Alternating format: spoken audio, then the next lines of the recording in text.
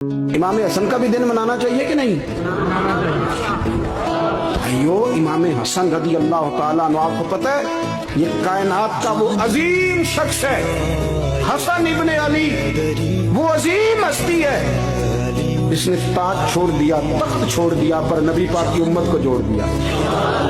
नबी करीम ने इनको अपने साथ बिठा के कहा था, सही बुखारी में मौजूद है, कहा कि मेरा बेटा हसन सैयद है, जब मुसलमानों की दो जमातें लड़ेंगी तो ये सुलह कराएगा।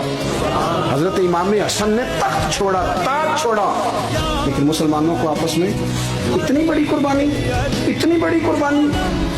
तो खुदा के बंदो, हम 2 मिनट के लिए चुदराहट नहीं छोड़ते, दीन का नुकसान कर देते। इमाम हसन ने पूरी हुकूमत छोड़ दी, पूरी हुकूमत। इतना बड़ा सखी कम आपको मिलेगा जो सखावत करे और नबी की उम्मत को बचाए। सल्लल्लाहु